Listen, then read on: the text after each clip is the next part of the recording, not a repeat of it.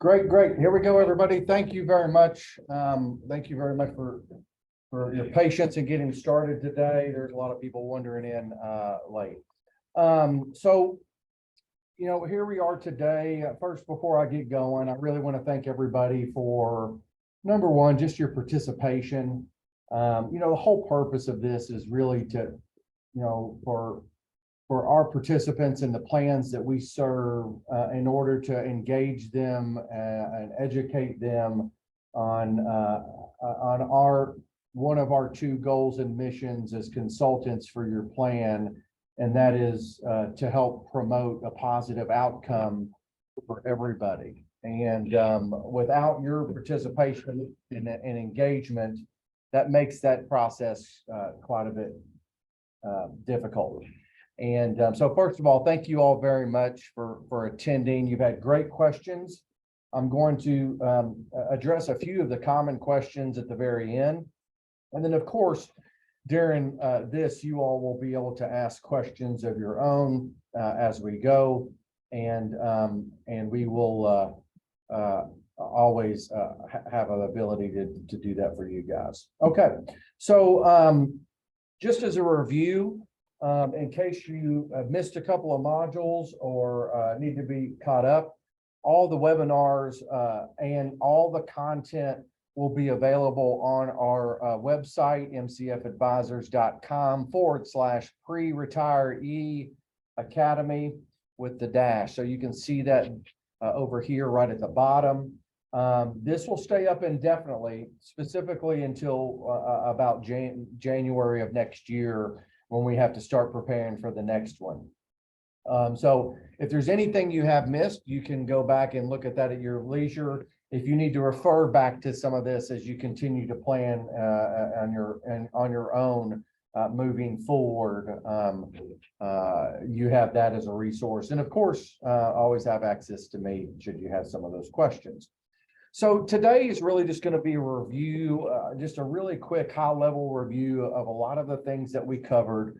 We'll have something at the end that we'll talk a little bit about, moving forward in terms of possibly engaging an advisor for services, and I'll give you a couple of thoughts on that, and so on and so forth.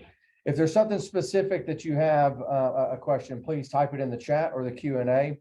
Emily will send a smoke signal to me, and we'll get those answered. So, when we started this, it's very important to kind of, give everybody an idea of where their retirement income will come from.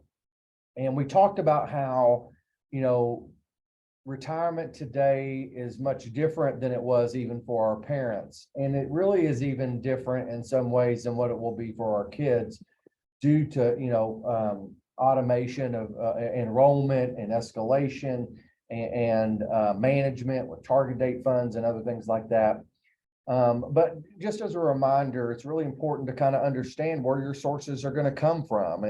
And this is a Social Security Administration that kind of showed 62% of people's retirement comes from their own sources, whether that be savings from earned income, investments, or other outside, maybe inheritance, other outside outlets, if you will. 38% would likely come from outside sources, and it includes Social Security and or pensions and on that number. But it's very important, obviously, as you go into all of this and continue to go in this, is to continue to identify where your personal income sources will be coming from for your retirement needs. As another illustration of that, Social Security, pensions, retirement plans, income from assets is not mentioned, that other one, but that might be rental properties or other things. Income from earnings, maybe you're just taking the earnings from your investments and others, but it's important to identify each and every one of those up front, first and foremost. Then we kind of talked about, on that first day, that it all starts with a budget. Everybody's heard me say this. You'll hear me say it again. I'm like a broken record with it. There are 3 questions that everybody on this call needs to answer and needs to be aware of. And one of them we don't know. But the first question is, how much money do I need? How much money do each of you need to live the way you want to live in retirement? If you've undersaved, it might be less than what you want, but what are you able to do? But how much do you need in your retirement in order to live? When do you need it? Is the second question. Very important. When you start to pull from your retirement assets is very important. If you wait longer, then the likelihood of your savings lasting your lifetime greatly increases. It's not rocket science. Then the last question is, for how long? How long am I going to need to be drawing from these income from these sources? And we don't know the answer to that because we don't know how long we're going to live. But it all starts with a budget, and we have to create a budget for retirement.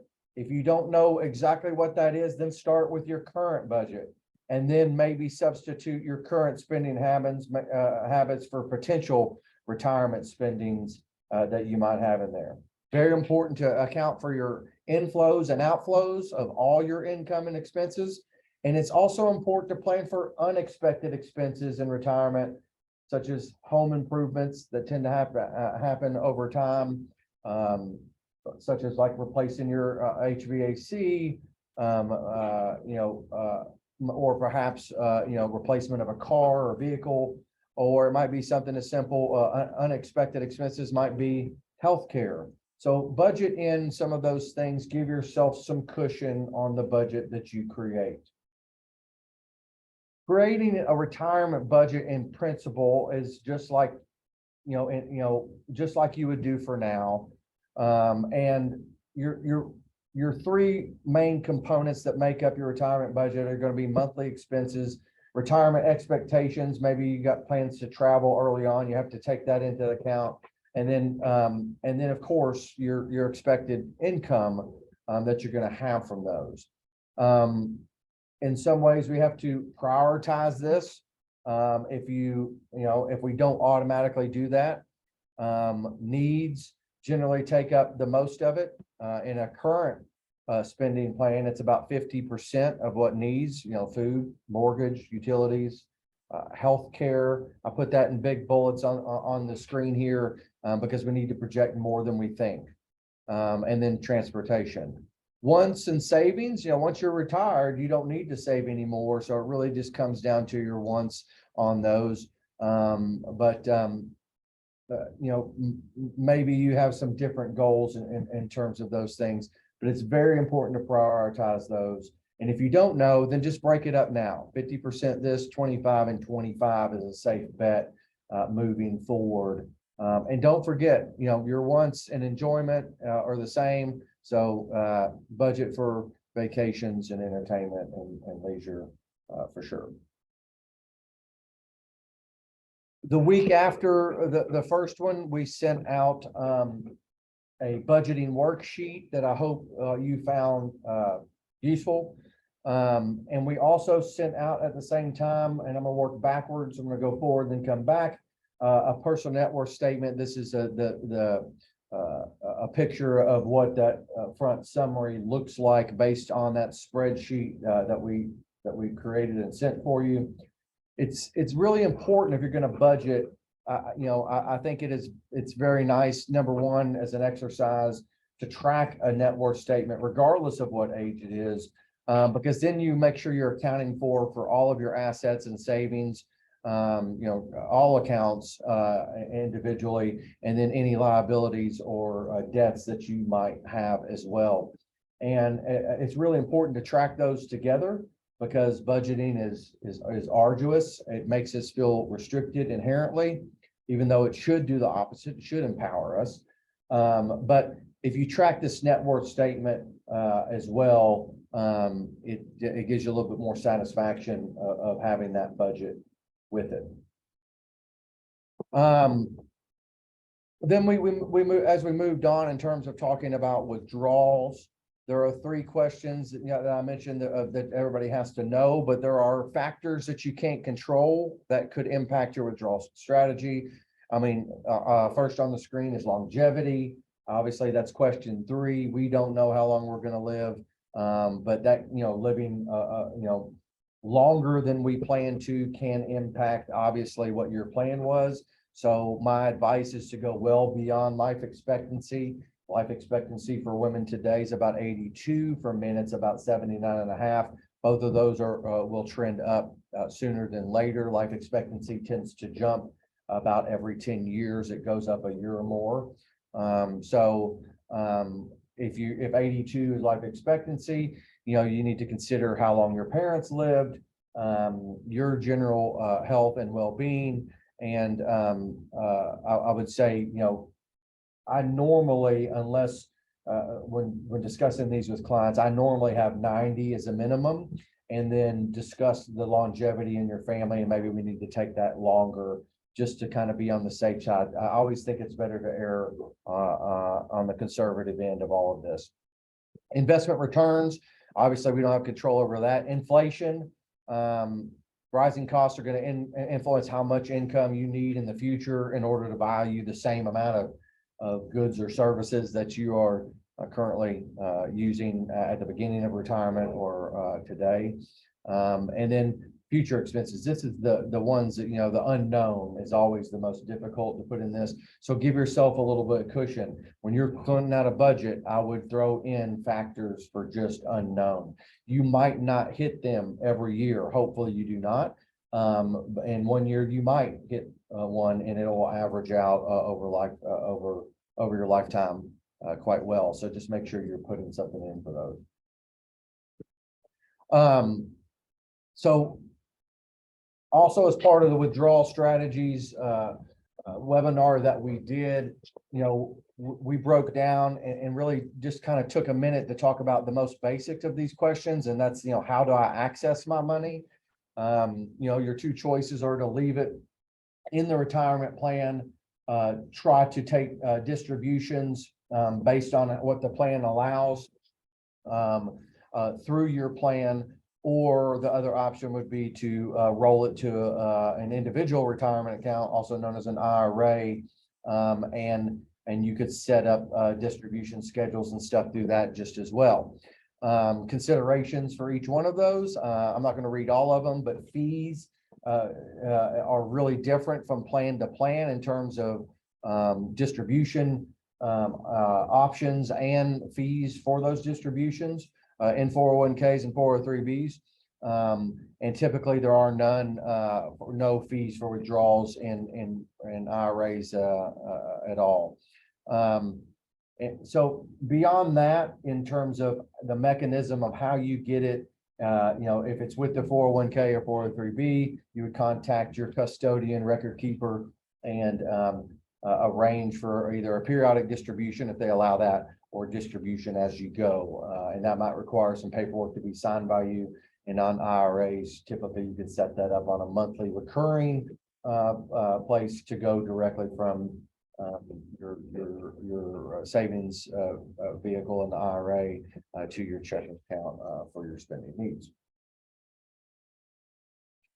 We then reviewed in terms of different withdrawal strategies that you could do just really quickly and very high level. The 4% rule, that's when you withdraw 4% of your retirement savings in the first year and the subsequent years.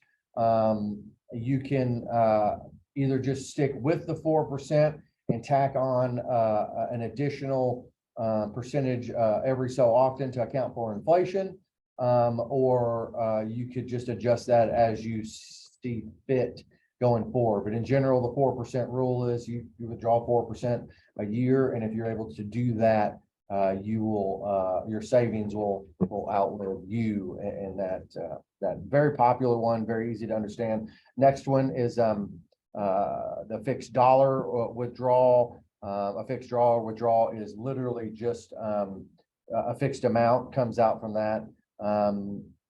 It doesn't change, so it leaves you open to your dollar buying you less in the future.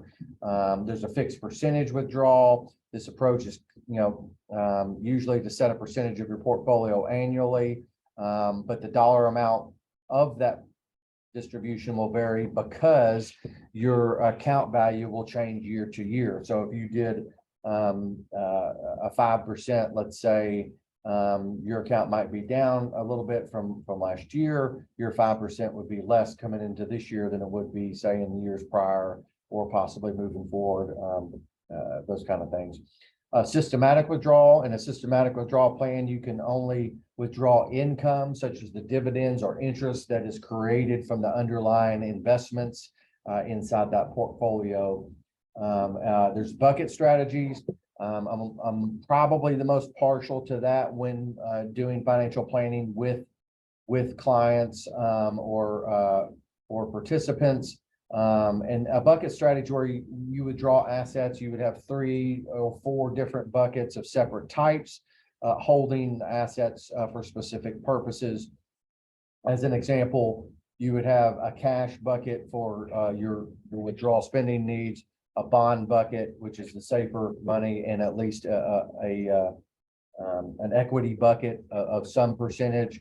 And the advantage of that is that you don't have to pull from your growth assets when those assets are down, like right now. You can pick and choose which bucket, and as you spend down one bucket, you would refill that bucket from one of the others, hopefully through growth over time and those kind of things. And then obviously you can always mix and match between these as well. Evaluating your risk goes hand in hand with that withdrawal strategy.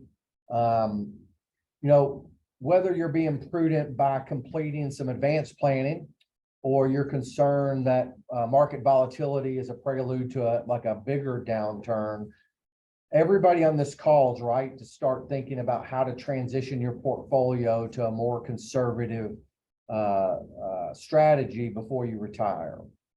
After all, investing in stocks is often acceptable for younger investors because you have time and you're willing to take that chance for higher risk, higher returns, because they have time on their side. You have time on your side in order to recover from market setbacks. But being overly aggressive in an investment strategy also can leave you very vulnerable to severe market downturns as you near the end of your career in your earning years. I often have to shake my finger at people, even older than I am, and I have to say, it's time to act your age. Now, I will say this: determining your risk is leading up to retirement is as much as an art as it is a science. Once you retire, that changes. There is a certain amount of risk that each person should not take more than. What tells me that is based on your income need is what points me in that direction of how much annual income, and then we have a multiple of that number at a minimum in safety. But let's take today as an instance. 2022 was a very difficult year in the markets, and if you're in that 5-year window, I'm willing to be a little more patient on scaling down that risk at the moment, because I think that the market will return sooner than later, and you'll kind of be back closer to where you were prior to 2022. Now, some of that is just based on cycles and those kind of things. I'm also okay that if you're still putting in and you have 4 or 5 years left, things are down, you're buying more of it at a cheaper cost, that dollar cost averaging. So it's not something, I get that question a lot. When should I change it? I mean, definitely you should look at your risk inside 5 years to retirement. But I would say that it doesn't mean you have to move it like there's just like a number in which that has to be done. For me, there's a lot of factors that go in when I give that advice. So today I'm telling people to be a little more patient. Now, if you're about to retire and that retirement is like now, then we need to have that conversation and probably lever your risk down if you're still in that growth strategy. And that where it comes down, where I have to shake people. There's some people are so growth minded that they don't understand that they should pull it off. And that's where I say you have to act your age. You can't redo all this. And So drops in the value of your portfolio soon after retirement can really reduce your chances that your savings are going to be able to support you forever. And so I'm going to, I just pulled that up, beware of sequence returns. And when you get that, you can, there's a click through. But this is an example about how when you're saving money, you can have a big disbursement of returns up and down, and it really doesn't hurt you when you're saving. You can look at all of these scenarios, portfolio one in year one, 22, 15, 12, and then went at -4, -7, and then a +7. You can have it even, or you can have it, down more at the beginning and up more in the end. The result when you're saving is fairly similar because those losses, those years of losses are dispersed over periods of time. However, sequencing returns, what this means is that when you retire and you stop that active saving, when those losses occur is really, really a big deal. You can look at this. These are people that are taking money out. $60,000 out of their portfolio a year out of this portfolio here. Okay. You can see when they're 65, they're starting with $1 million, and in this portfolio, it goes up and down and is dispersed. And look what happens though on this is the portfolio here that is stagnant and the same. You can see that 60,000 over time just spins it down. But look what happens here when these disbursements, when these losses are just reversed, and the 7% loss occurs in the first year, then 4%, it really, really, really affects how long that money can last. Just by flipping these in reverse and putting those losses at the beginning of it. The whole point of levering your risk down, is to protect you from that situation. It is to get you in a position that if the market drops, if the stock market drops 15%, that you're in a position that you don't feel all 15% of that. If you're 50-50, maybe you feel 7. If you lose 10, maybe you're down 5, maybe you're down 4, maybe you're down 3. So being prudent on evaluating that risk is very important prior to retirement. Again, so these are questions that I think that also go into evaluating that risk, how long your savings is projected to last, given what withdrawals that you're taking, how comfortable are you seeing your retirement savings fluctuate a little bit with market volatility? That's a question for anybody identifying risk, by the way, regardless of retirement or not. What other income sources do you have available to you? And as a practical matter, I would say people enter retirement with somewhere between 40 and 60% of their savings in stocks. I also don't want to see you take all your risk off the table, because then you go back to how long we're going to live. If you live too long, and if you too long, I know it sounds funny, but if you live way past where you projected and you didn't have enough growth opportunity in your portfolio, the stress is the same. So it's important to not go zero risk. There's risk in everything. It all depends on your perspective of things. So just make sure that you're looking at this from a 10,000-foot view. So as we go into this, obviously I sent you out a slide deck about Social Security. The click rate was good on it. I hope you all found information on that. Social Security is a huge wormhole or a black hole. It gets very complicated, and usually very specific questions. I go into the CPA whose office is down the hall from me, and she has a really good book on it. I just pull it off her shelf and then go look that up. Thanks, Brittany. I do that often because there are so many rules. It is so convoluted, so confusing. But it's important to understand that Social Security was never designed to be your full-on retirement deal. It's important to it's just a piece of it. So 30 to 50% of people's retirement comes from that. Hey, Emily, would you make sure that the camera's on me if you can? It weirds me out when I'm not on there. Sorry. And just keep in mind that average income replacement, what we suggest is 80%. 80%. Look at something really quick.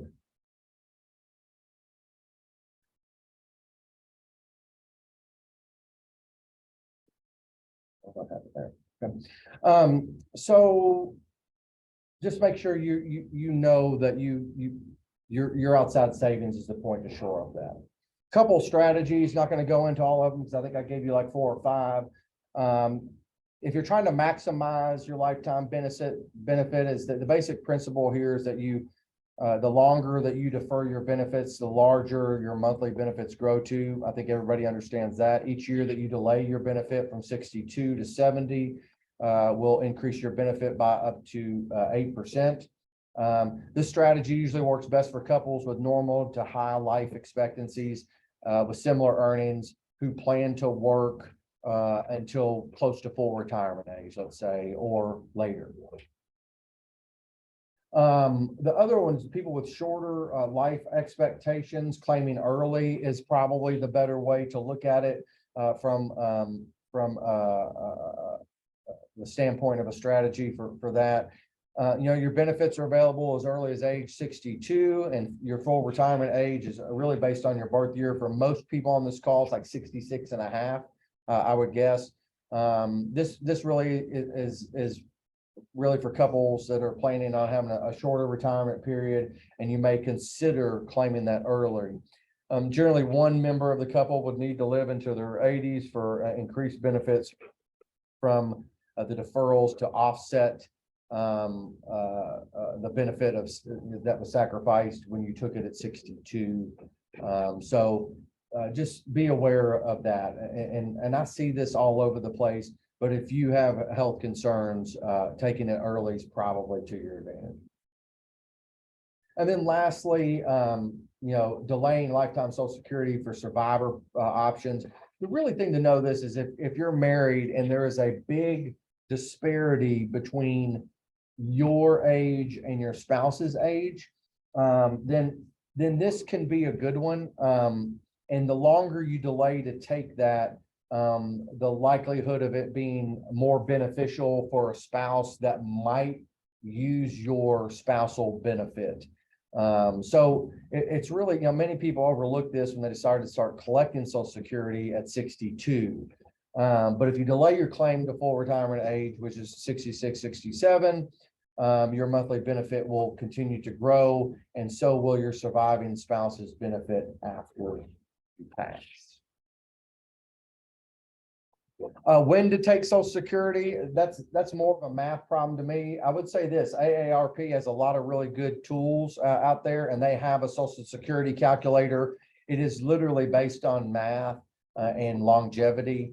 So go play with it. They've got a lot of good tools on their website, actually. And they have, their publications are good. They give good advice.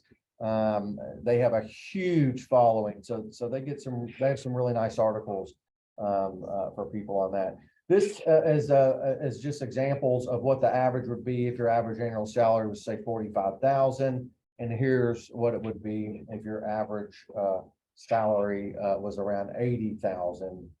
Can show you the differences for both of those.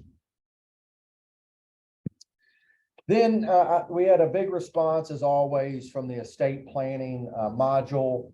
Lyle McQuinn, my friend and advisor, came in, and our first question is why. And it's not just what this screen says here. It's not to have a big say. It's to have the say in what happens to yourself or your loved ones and assets when you can't verbally articulate that. And so it sets up a structure with minimizes conflicts between family members, and it allows a more smooth transition of assets. An added bonus of this is, part of the estate planning is to take inventory of that. Hopefully you would have done that, in those early modules, but it's very important. If you do not get your estate planning completed, then the probate court judge gets the biggest say, including who could be a guardian of your children. and people you don't want or don't know may be put in charge, or don't want to, more importantly, be put in charge as an executor, and assets can end up to people that you don't expect. The state law really drives what that looks like.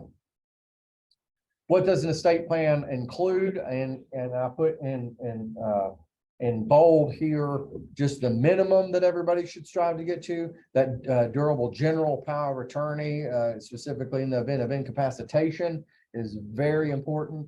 A healthcare surrogate or power of attorney, a will at the minimum, revocable trust, that was on Lyle's list, just to kind of honestly simplify the probate process to the minimal that it has to be to save you the most money, or your heirs or whoever you want to leave that to, the most money. And then a healthcare directive, or a living will, as it's sometimes called, combined with a HIPAA authorization. All of those things at the minimum should be things that you should strive to have. Because a lot of people on here, or everybody on here, is a participant in one way or another, I should say. Beneficiary designations. Listen, not all of those beneficiaries will be changed. As you're going into your retirement, make sure that you have your beneficiaries of who you want to be, who's appropriate, and contingents in place as well. It's super important because beneficiaries supersede wills in most states. And check it for everything, not just your retirement plans, but your life insurance. Check it at, I would say, every couple of years or every time there's a life event. It never hurts to go on and have those things done, and it will save, it'll make sure that it's directed to who you want it to be. For many, a retirement plan is their largest liquid asset, so to speak, and it's very, very important to have that.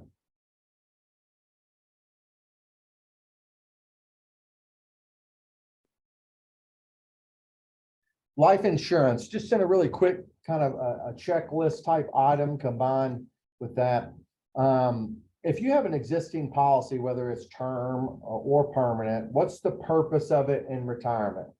Are you going to use it to pay off some existing debt? Are you trying to create an estate to leave some extra money because you've had a policy? All those things are fine. But, you know, for some people, when they get to retirement, they no longer need it. They don't need to replace, they don't need to create a fund that will, you know, replace their income and those type of things. They do it for a specific purpose. So, I mean, it's always good to look at those. What's the purpose of that insurance? What are you trying to do with it? And is it worth to continue to pay the premiums in order to keep it? Or if it's a permanent policy, you know, can you get a paid up option? A lot of those things, and because you know, if you keep paying premiums or stop paying premiums, you're gonna have to look into that. Some permanent policies, the dividends are enough to extend the premiums through your life expectancy. The only way to really know that for people who have permanent insurance out there is to order what's known as an enforced illustration, and you need it two ways. One, if you continue to pay premiums, and two, one, if you don't, and see how long that permanent insurance will remain and last. You'll see that projections of how long it goes. However, you might find that you need it, and if you just have a term policy, when one spouse passes away in retirement, the surviving spouse sometimes can struggle to meet income needs. And while expenses might be lower without you, the drop of expenses rarely offsets the full drop of income. And at a minimum, one of the two Social Security benefits is going to go away. So for many couples, life insurance can be used to ensure there's enough money to replace any lost Social Security or other income that could go away. And so again, that is a good purpose. It makes sense. Just make sure you understand what that purpose is. And then, of course, if you still have debt, that will help retire that debt, hopefully, after you have died. Medicare. So big subject. Just, you've got to be a U.S. citizen or be a permanent legal resident for 5 continuous years and be 65 or older. If you're under 65, you have to be disabled and receiving Social Security disability for at least 24 months before you're eligible. Or because of some specific rules, you can, if you're receiving dialysis for permanent kidney failure, or you're on the transplant list, you qualify in that. Or if you have ALS, also known as Lou Gehrig's disease. And if you have ALS, God bless you, sure. So those are what it takes to qualify and be eligible for that. What you should consider, one thing to remember when enrolling, it's very important that everybody signs up for Social Security at 65, regardless if they're going to take it right then or not. Otherwise, there are some penalties that really can really rear their head, and they're not necessary. Usually you'll get a packet or an enrollment booklet 60 days before your 65th birthday. I was on a call with a gentleman earlier today, and was asking some questions about this, specifically for his wife, and his wife was already taking Social Security. If you are signed up and receiving Social Security, you will automatically be registered for Medicare. Most people don't have to pay a premium for Part A, and you can no longer contribute to a health savings account once you're into that, so on and so forth with that. Again, just covered those enrolling. You're able to enroll in that 4 months before you turn 65. They tend to send you that packet about 60 days. You'll get that special notice beforehand. Lastly, on here, before we shift gears and talk about a couple other things, on here, let's just, there's some key retirement deadlines that are identified. At age 50, you're eligible for the catch-up contribution. If you're behind on your savings, and I know most people on here aren't quite age 50 because we gear it to 55 and up, but if you are 50, you're able to put in more for your contribution, specifically $7,500 more. So if you're over the age of 50, the maximum you can put in is $22,500 a year, plus the $7,500. So you could put up to $30,000 a year to help catch up on the savings that you might be behind. And I often see people have that better ability in their 50s, particularly once they become empty nesters, to their ability to catch up on those savings in order to kind of get closer to where they want to be. 59 and a half, there's no more early withdrawal penalty. If you, however, in your plan, there is it's plan specific whether you're allowed to take what's known as in-service distributions. That's why you're still working. That is plan specific, and that can be a different age than 59 and a half. So just because you're 59 and a half doesn't mean your plan will allow you to take it out while you're still working. So just keep that in mind. 62, that's the earliest age you can take Social Security. 65 is when we're going to make sure we apply to Medicare. 66, 67, depending on your exact age, is when you've reached full retirement age for Social Security purposes. 70 is the maximum age of your benefit, meaning it cannot go up for that. And then this actually does need to be updated. You can access what you saved at 59 and a half, but 73, this just changed in December, and I just missed that, sorry. 73 is now the age of required minimum distributions. And so what that means is if you've not taken a certain amount out by the time you've reached age 73, the government, for all intents and purposes, gets tired of you hoarding your own money, and they start making you take it out. And that is a formula based on your December 31st balance, along with a factor that is determined by what age you are. And yes, as you get older, the factor increases, meaning your required minimum distributions increase as well.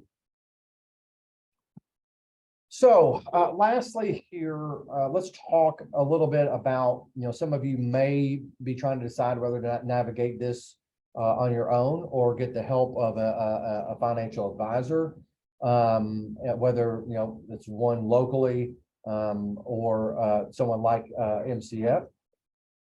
The one thing I would say is that, and it's very difficult when you're on your own to kind of make decisions because it's your money, it's emotional, and sometimes people just have a hard time with that.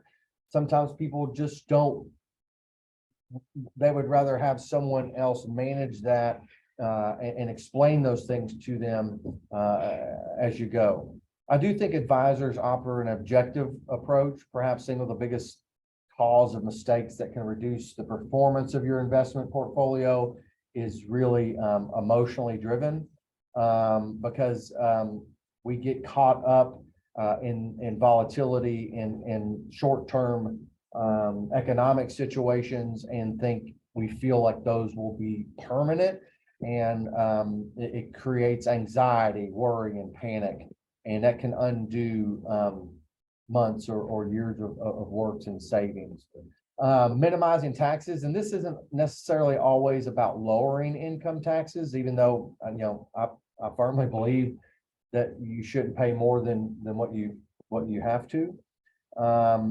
But even still, I think taxes can remain at the forefront. It can keep you efficient. And if you pay the government less in taxes, it's more that you can keep for yourself. So having a yearly look at a plan takes advantage of gains and losses in an appropriate manner, such as like tax loss harvesting. This also can help keep the portfolio efficient, meaning that you can take gains from market runs and redistribute those back to safer instruments like bonds or those kind of things. But it's very important to kind of have a forward look at tax planning, understand where you're at and where you might be looking next year, because then you can make decisions today that can be advantageous for tomorrow. And if you work with an advisor, just make sure that they are able to have a dialogue and relationship with your tax planner, because it requires a lot of communication, of which most of the time the client needs to jockey. It's why we have 5 CPAs on staff here at MCF now. Also creating a comprehensive financial plan. A good analogy of working with an advisor, and if you're going to work with an advisor, I think that you should work with one that is going to use a basis for decisions from a financial plan that is yours. And a good analogy of working with an advisor that would have a plan would be is if your retirement years and your savings were a boat, it's your boat, and you're looking to cross the ocean, that would be retirement. But you aren't a seasoned sailor, and it would make sense to hire a captain or an advisor in this case to kind of help you with your journey. If an advisor is the captain, then the financial plan is a GPS, tells us which way to go, but it also tells us about good weather, bad weather, things we can't see that are ahead of us. Smooth seas, rough seas, shallow water, deep water. The financial plan tells you how much you can and can't or shouldn't spend, how much risk you should take, and more importantly, how much risk you shouldn't take. It can build in unforeseen circumstances like large market drops, streams, loss of income, premature death. It should be a malleable plan that allows that it can be added like the stresses that we don't know could happen. And a plan is not a one-time thing. Whether you make it or the advisor makes it, a plan is a tool, and it has to be addressed and looked at on a regular basis as your life changes. I think advisors can help in risk management. I think you all understand about those kind of things. And then perhaps the most important is possibly a peace of mind. What I would say is this on one thing.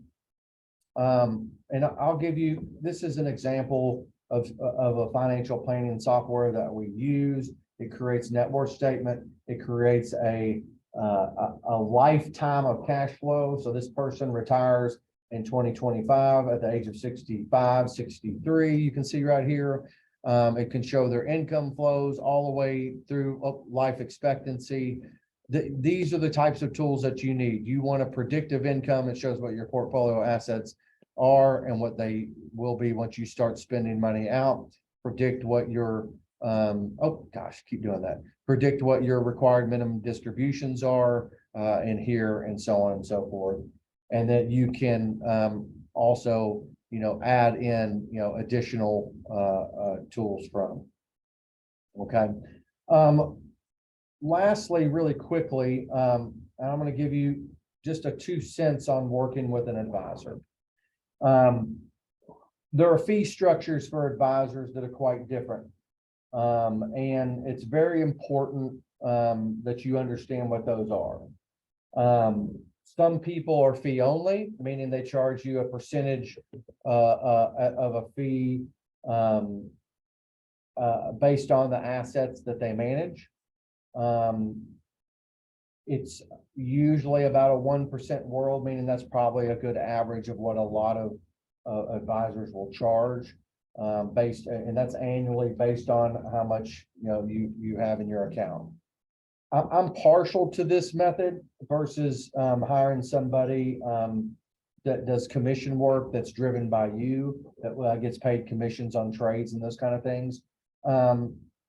There are not as many, that's not as popular of a model anymore, but there still are plenty of them that do it. Some do fee only and commission. I would say this: if you're hiring an advisor and you're paying them 1%, you need to get value for that 1%. They need to help you with financial planning. They need to help you with asset management, and they need to be the ones that actually manage your money for the fee that you are paying. And I would say that you want them to manage it, whether it be through index type investing or those kind of things. It should be low cost instruments because you're paying the advisor to manage the money. And I would be aware of hiring somebody that you're paying a percentage to that puts you in a mutual fund that also has a manager that you're paying higher cost in, those kind of things. Okay. Ask any question on that. I mean, this isn't rocket science. I tell people that all the time. This isn't rocket science. This isn't know what you don't know. All of us are capable of learning these things. And it's know what you won't do. That's what I tell people when it comes to an advisor and a managed product. Know what you won't do. If you don't want to take the time to kind of do these things and monitor them on a regular basis, then maybe hiring somebody or exploring that option might be something good for you. But all of you on this call are capable of doing this. I don't want to discount that. The difference between you and I is not that I'm smarter. I'm not. I've just been doing this longer. I have a broader, longer perspective. I've been trained. I put in a lot of hours, and you've been busy leading your life, and that's okay. I can't do a lot of the stuff that you all do. It's just the way kind of this works. But I would say this: don't be intimidated by it. All of you on this call can do it. We can do that. So I'm going to go back to share really quick. There's some questions that you all have asked along the way. And if you have more questions, please put them in right now or anytime. But how does the first question I've gotten a couple of times since sending out Social Security? How does the spousal benefit work with Social Security? There were some changes starting in 2015 to how this was. The Bipartisan Budget Act of 2015 tightened some of the rules on these spousal benefits. And so some things that our parents or people that are slightly older than us or already retired can no longer be done. However, spouses, and that's specific to a strategy that was known as file and suspend. Those for most people are no longer available. But however, spouses can still claim benefits regardless of whether they have held a paid job or not, based on their partner's record. I might also say this, that for anybody, even people on the call that may have been divorced, if you were married for more than 10 years, you, even being divorced, you are entitled to the spousal benefit. Now, that doesn't mean it's going to be larger than yours. And if it isn't, then you would take yours. But you do qualify for that. To qualify, the spouse with a work record must have already been receiving retirement or disability benefits and must be at least 62 and 1/3 year old. Other Social Security spousal benefits are permanently reduced if the non-working spouse starts to collect before reaching full retirement age. So in other words, if they start taking that out early, then it's going to be permanent on that as well. Spouses who are widowed become eligible for 100% of their partner's full benefit unless they also had a job and that benefit they earned is actually higher. So again, if your benefit is higher than your deceased spouse, then you would take yours, obviously, for that. Should I keep paying for my life insurance? We just covered a little bit of that because that was not one of them. But first, it really depends on the policy type. And if you retire and don't have issues paying bills or making your needs, then you likely don't need it.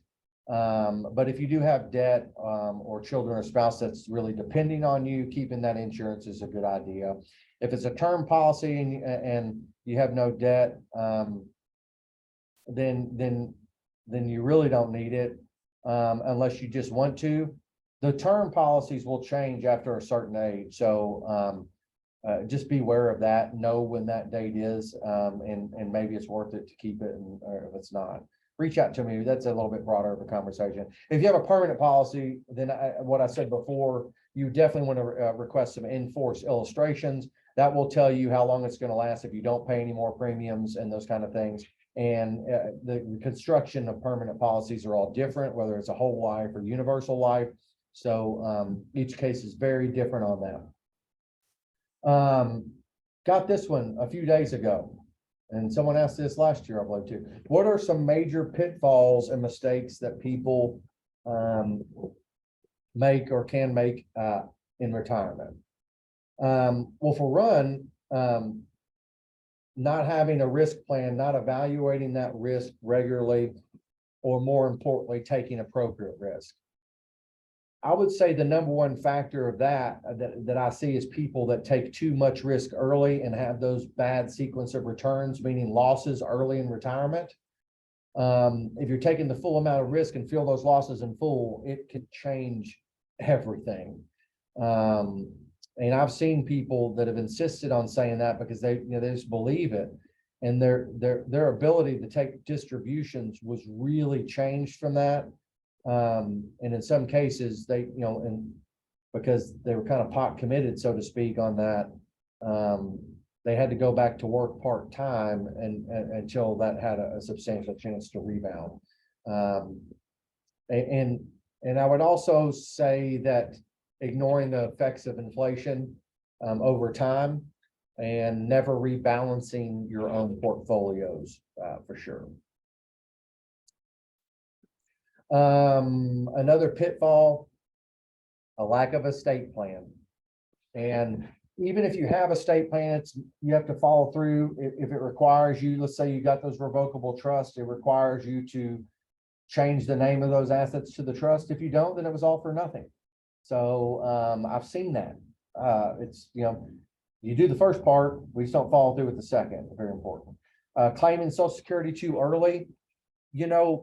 If you claim it at 62, it's going to cost you about 30% for life. And it might not seem like a lot at the moment, but it can really add some stress down the road. I would also add this. There is almost no scenario that it makes sense if you're still working to claim Social Security early, because you can't get all of it. They withhold a good portion of it based on the formula. And, and it doesn't take a whole lot of money to impact every dollar over, 28,000. I can't remember off the top of my head what it is. So claiming Social Security before you're done working it doesn't make much sense ever to me. And then lastly, just not planning for the unexpected. Lastly, how often should I assess my retirement plan or financial plan? I would say this, at least once a year at the minimum. And for sure, at least once a year in any life event at all. Whether that be with you, a child, significant other, those kind of things. Oftentimes I have some individual clients, and they're very comfortable, and we talk when we need to talk, but I require to meet with them at least 2 to 3 times a year. And a lot of times I'll do it and they'll be busy and say, listen, I'm good now. There's really nothing I need to do. And I have to tell them and remind them, say, listen, this appointment, like coming and talking to me or doing a Zoom call, is more for me than it is for you. Now, I want you to be comfortable with everything, and we can go over, reports and reviews, but I need to know if anything has changed, insignificant or otherwise, in your life and Chance. So you're welcome, Sheila. I understand. I'm about finished anyways. Reach out if you have any questions, Sheila, for sure on that. So, but those reviews are for me as much as they are, or more than they are for the client itself. So yes. So question, and so I would say at least once a year, and then any life event as well. And really, you should be looking at that anyway. You should be looking at what your spending budget and plan is from year to year. And in my experience, people tend to spend a little bit more money early on than they planned, and then that levels out, and then they spend a lot less than kind of what we planned later in life. Some of that is just the natural effects of aging. Are 401k life path funds good to do? Good question. So what they're referring to this is a target date fund. Yes. I have no problem with them. I used to not like them a long time ago, but I was young and dumb, and because I felt like I competed against them when I was with a different firm and was managing clients' money individually. And but I have a much better perspective and understanding of the purpose that target date funds serve. And here's a really good example of why target date funds came to be. In 2008, it was about 2008, 2009, I sat in a meeting at the University of Kentucky, 1,500 people in there, that was put on by Fidelity for the employees. I was invited. We did some business with Fidelity, and the Fidelity guy got up there and he said, 8 out of 10 people in this room, and not only this room, that are employees of this university, have not made any changes to their account since the day they signed up. 8 out of 10, 80%. In 2008, if you remember, the market dropped 46%. That was the banking crisis. The reality is that target dates were developed because of those things. If you were in a target date fund and you were within 5 years of retirement, you wouldn't have been taking the risk that you would have lost 46%. You could still been down 20 something. I'm not going to say that's not a lot, because it is, but there's a huge difference when you're inside 5 years of retirement of losing half of everything you saved in 20 something percent, 20%. Let's just call it 22. I think that's about what it was.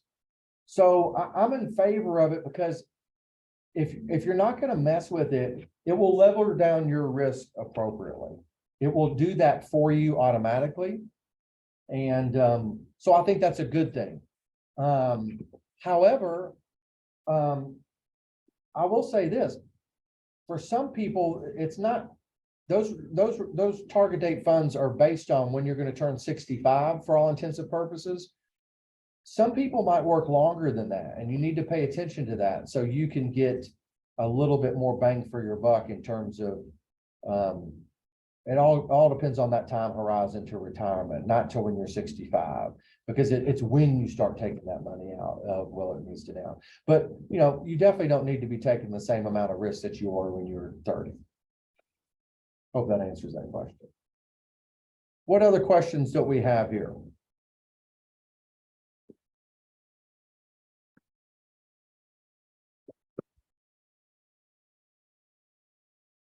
So Emily in the chat feature just posted a link to my Calendly. I definitely want to have an open-ended invitation for everybody who's on this call or listening to the sound of my voice, as they say. If you want to schedule a one-on-one meeting to talk about your independent stuff, I'm happy to do that. It's part of the service in which we serve you and your plans anyways.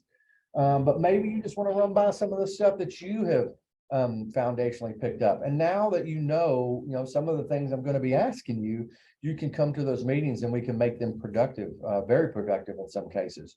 And feel free to book anytime. And sometimes after these things, when we close it out, and particularly after the video goes out, I might get booked up over the next few weeks. Just be patient. It'll settle down a little bit as we get closer to the summer. And Tuesdays and Thursdays are the days I have open for that right now. I might end up having to add another half day. We'll wait and see how the response is for this and amongst some other things that kind of drive that. But I'd love to talk to you about it and help you in any way I can. I appreciate everybody, going through this, digesting the information. We're going to be sending a copy of today's webinar and a recording out tomorrow, along with the survey. If you fill out the survey, I believe everybody will get a gift card to Amazon, I think is what we're doing this year. And we really value your all's feedback. We made changes based on that feedback. I added for the first time a specific question in terms of I'm wanting to make some additional changes and amendments, but I really want to know if you guys think they're good to the program. I've been thinking about running a case study or a hypothetical example that we start with at the beginning and carry through each module of how you might look at it based on this particular situation, and using that example going forward. If you all think that's useful, fill out the survey. Please let us know that. I'm trying to find ways to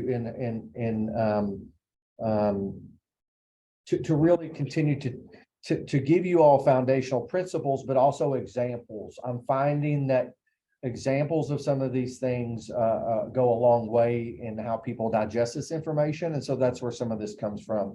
Continuously just trying to make this better, trying to reach more people and try to keep it scalable. We have a tremendous team that puts this together. Emily, Alyssa, Alice are really important to delivering all of this information. Everybody has a hand in it on our whole team, all the way from our investment analyst to our plan consultants and over to our administrators. So big thanks to everybody. That this is not just me, this is a huge team effort. And it's something that when we developed the vision for this, that we've tried to stay committed to. So thank you for your attendance. Thank you for your patience and confidence. It really means a lot. So Joyce, I would like to schedule your next appointment available. Good, Joyce. I would love to do that. Oh, one more question here. Rebecca got in here. Rebecca asked, I converted a term policy to a permanent policy and locked in the premium that will not change during the age. Good. Yeah, there are convertible policies out there, and that's good. I'm a big fan of those. And if it serves a purpose, I think universal life or whole life insurance can be great. It can be a great tool and an additional thing that can help you. And so I too have a convertible policy. I've not done that, and I'm not sure, well, that is a TBD thing. So you're very welcome, everybody. Any other last questions before we get off here, running just a few minutes long? Any other questions? I appreciate it, Vinay. All right, well, I'm going to stop the recording. Thank you all very, very much. Please reach out with any individual questions. Refer back to the website. You all have a great day, a great year, and we'll talk to you all very soon in the future. See ya.